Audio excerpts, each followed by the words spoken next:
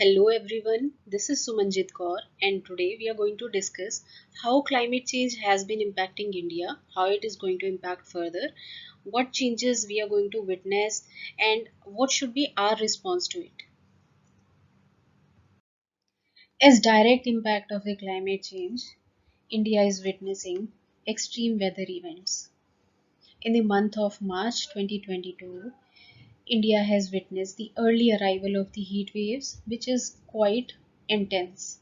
There have been the dust storms experienced in the city of Mumbai. Droughts are increasing, which are impacting the crops, and much more is happening because of the climate change. The report South Asia's Hotspots released in 2018 has confirmed that because of the climate change, the water tables are falling lower, the aquifers are drying because the temperatures are rising much faster in response to the anthropogenic activities. As a result, the situation in the climate change hotspots of India is going to be much grim. The living standards will drastically fall. In fact, the impacts are going to be felt more by the vulnerable and the poor people, especially the children, women, and the older population. These are the sections who are going to be suffering disproportionately more. The poor lack the financial resources and the capacity to cope with the climate changes, and hence we are at much risk of uh, losing in terms of GDP as well. On an average, India has experienced the temperature rise of about 0.7 degrees Celsius between 1901 and 2018. And in the recent decades, we have seen that the instances of the forest fires have been increasing at much faster rate. In fact, recently the Simlipal Tiger Reserve has also witnessed such fires. These are also common in the states of in the Himalayan states even, for instance, Uttarakhand. According to the ILO, because of the rising heat waves and the extremes in the weather, those sectors which involve the field workers are going to suffer heavily. For instance, the agriculture and the services sector. India is witnessing faster rates of the urbanization and industrialization, but apparently, sadly, we can see that it is happening at the cost of the environment. As a result, the climate change further gets exacerbated, and with that, the urban heat island effect has also been increasing. So, as the temperatures in the cities rise further, the demand for cooling also increases, which again has a positive feedback impact on the global warming. Both IPCC and UNEP have urged the countries to further step up their efforts towards the climate change adaptation and mitigation in tune with the targets which have been set forward in the Paris Agreement. So let us now examine what efforts are being taken by India and what should be our individual response. First, we shall understand what is the role of every individual in the climate change adaptation and mitigation. So the following measures can be taken by every individual at their level. For instance, going for the environment friendly lifestyle. How can we do that? First, we should opt for the alternatives of the plastic, like the jute and the paper. Buying local, then opting for the carpooling or public transportation as much as possible. Avoiding the use of the personal vehicles, because it will only add to the greenhouse gases which are already rising in the atmosphere.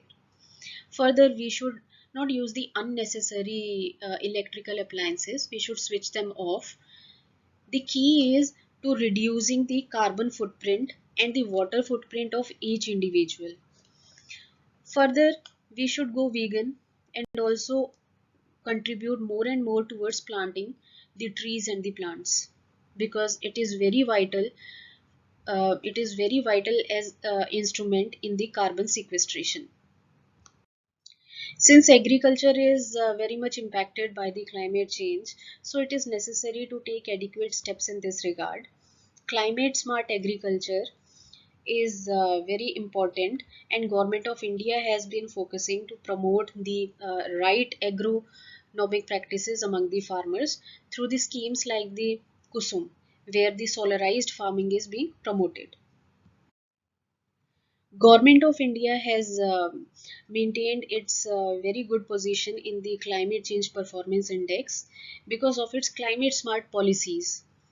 As we can see in the recently held UNFCCC COP26, which was held in Glasgow, India has ramped up its targets under the nationally determined contributions, and these targets have been termed as the Panchamrit targets. One of the goals is to reach the carbon neutral net carbon neutrality by 2070. Among others, the efforts are ongoing to enhance the energy efficiency, to scale up the production and the contribution of the renewable energy in the energy mix, and shifting towards the electric mobility.